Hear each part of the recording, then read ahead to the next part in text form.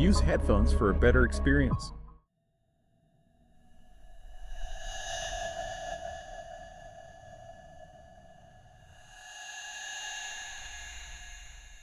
I just moved to a new city, renting an affordable place on the edge of town.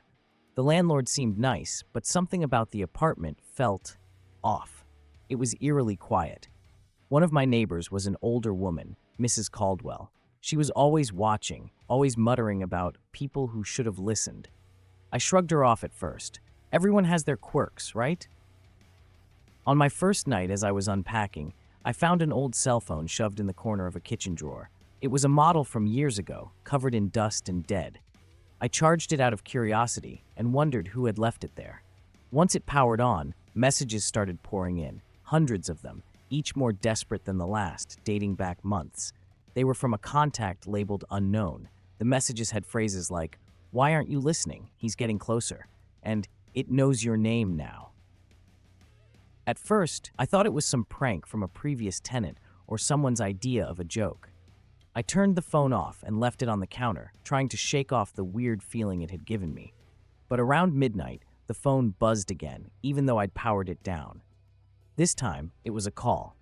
The caller ID said unknown, and the tone was slow and rhythmic. Against my better judgment, I answered. A low, whispering voice on the other end spoke. "You're in its space now. There's only one rule. Never open the door if it knocks." A chill ran down my spine. I asked, "Who is this?" But the line went dead. I tried calling back, but there was only silence. I laughed nervously, trying to convince myself it was a prank, but that night I barely slept.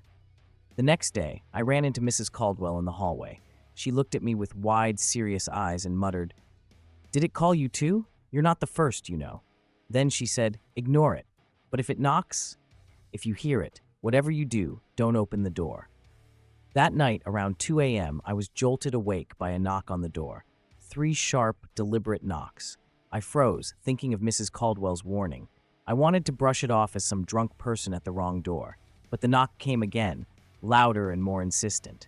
I crept to the peephole, expecting to see someone, anyone, who might explain this strange, unsettling joke. But there was nothing. The hallway outside was empty. Then, my phone buzzed with a text from unknown saying, "I told you not to look. Now it's coming." My hands shook as I reread the message. Just then, the door started rattling as if someone was twisting the doorknob from the other side. The sound was relentless, desperate, and I could hear something scratching like nails dragging down metal. I stayed still, barely breathing. Then, just as suddenly as it started, the noise stopped. I waited, heart racing, for what felt like hours until the first light of dawn crept through the blinds.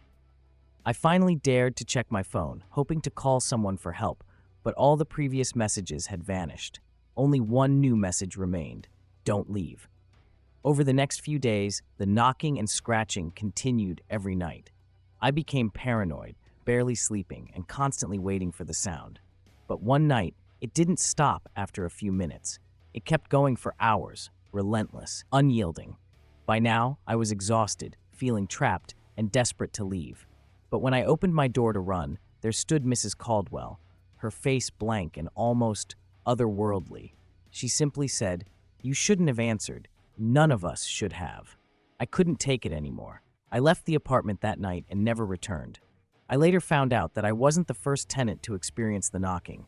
The previous renters had all reported strange noises and warnings from an unknown caller. None had lasted more than a few months before moving out. One person had even gone missing.